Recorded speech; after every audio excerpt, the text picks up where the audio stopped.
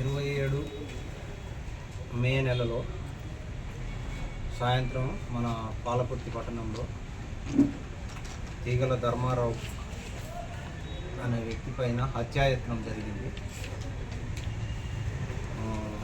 హత్యాయత్నంలో భాగంగా case crime number 125/26 attempt murder కింద case నమోదు చేయడం జరిగింది. దాంట్లో చిన్న క్లూ దొరికిన క్లూ ఆధారంగా ఎవరు అనేటువంటిది ఎంక్వైరీ చేసి తర్వాత వాళ్ళ ఇద్దరు అన్న తమ్ముల మధ్య ఉన్నటువంటి భూ తగాదాలను దృష్టిలో పెట్టుకొని ఇది జరిగిందనేటువంటి నిర్ధారణకు వచ్చి ఆ యాంగిల్లో మనం ఆ కారును ట్రేస్ చేసుకుంటూ పాలకుర్తి సిఐ గారు మరియు వర్ధనపేట సిఐ గారు, పాలకుర్తి ఎస్ఐ గారు, కొడకన్ల ఎస్ఐ గారు, తర్వాత దేవరూపుల ఎస్ఐ గారు, జాఫర్గఢ్ ఎస్ఐ గారు, తర్వాత రఘునాథ్పల్లి సిఐ గారు, ఎస్ఐ గారు, ఇవన్నీ ఒక టీములుగా వెస్ట్ జోన్ డీసీపీ సార్ అయినటువంటి రాజమహేంద్ర నాయక్ సార్ గారి ఆధ్వర్యంలో కూడా ఈ టీములు ఫామ్ చేసి పంపించడం జరిగింది. అందులో మనకు ఈ టెక్నాలజీని యూజ్ చేసుకొని నిందితులను ఐడెంటిఫై చేయడం జరిగింది. వాళ్ళు ఈరోజు మనం వాళ్ళను అరెస్ట్ చేయడం జరిగింది. అందులో భూతగాదాలు ధర్మారావుకును మరియు కిషన్ రావు ఇద్దరు అన్నదమ్ములు. వాళ్ళకు గత 10 సంవత్సరాలుగా భూమి విషయం లోపల గొడవలు జరుగుతూ ఉన్నాయి. ఆ విషయంను దృష్టిలో పెట్టుకొని ఇది ఏదో ఒక రకంగా తేలాలనే ఉద్దేశంతో కిషన్ రావు మరియు అతని కొడుకు కిరణ్ ఇద్దరు కలిసి ఒక పథకం ప్రకారంగా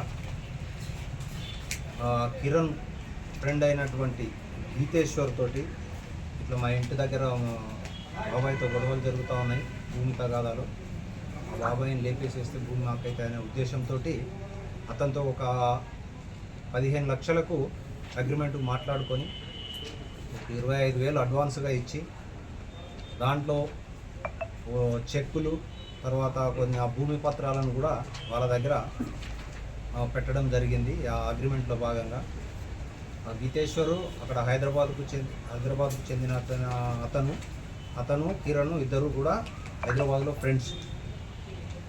వాళ్ళు ఇంకా అభిషేక్ అనే అతను, ఎలియాస్ సోను అనే అతను, తర్వాత శ్రీకాంత్, తర్వాత హర్షిత్, సంజయ్, వీళ్ళందరూ కూడా అక్కడ ఒక పథకం ప్రకారంగా ఒక కారు తీసుకొని వచ్చి గన్పూర్లో మన ధర్మారావు గన్పూర్లో ఒక మీ సేవా సెంటర్ నడుపుతూ ఉంటుంటారు, ఎస్బీఐ కస్టమర్ కేర్ సెంటరు. అక్కడ రక్కీ చేశారు.